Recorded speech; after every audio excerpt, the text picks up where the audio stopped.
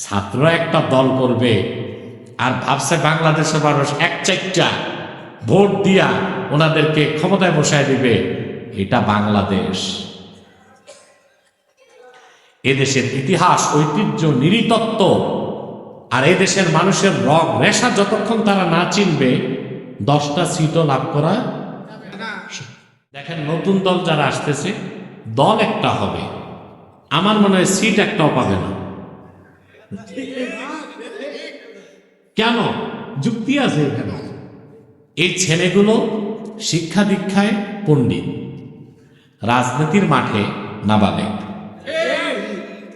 রাজনীতি, আরে ভাই, রাজনীতি তো খেলা। রাজনীতি কি? এখন মনে করেন আমাকে আপনারা কিছু উচ্চশিক্ষিত মানুষ, প্রফেসর ডাক্তারদেরকে মাঠে নামাই দিয়েছেন, 11-11 2 দলে ভাগ করে 22 জন খেলায় নামছে।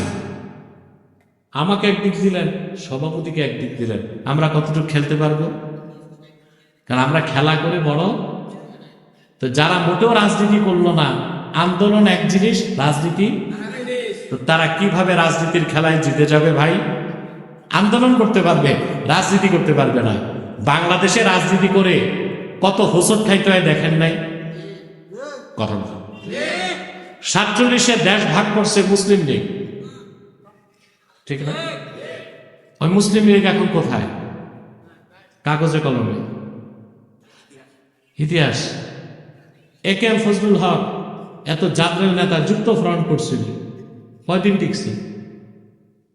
পরে আসলে আওয়ামী মুসলিম লীগ, এটা তো ক্ষমতায় যেতে পারে না। পরে আসলে আওয়ামী লীগ ক্ষমতায় গেল, শেখ মুজিব দেশ স্বাধীন করলো, তারপর তার অনুগতরাই তাকে মেরে ফেলে। আসলো জিয়াউর রহমান, তারও অবদান কম না, স্বাধীনতার ঘোষক, এই দেশের মানুষ তাকে হত্যা করবে। আসলো এরশাদ শাহ, 9 বছরের রাজা, 10 বছরের সাজা।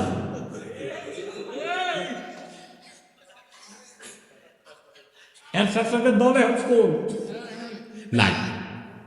এখন এরপর সিপিবি, জাসদ, বাসদ, ব্যাগের ছাতার মতো আছে।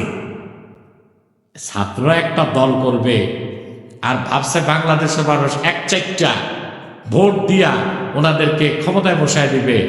এটা বাংলাদেশ। এদেশের ইতিহাস, ঐতিহ্য, নৃতত্ত্ব আর এদেশের মানুষের রগ রেশা যতক্ষণ তারা না চিনবে 10টা সিটও লাভ করা। তবে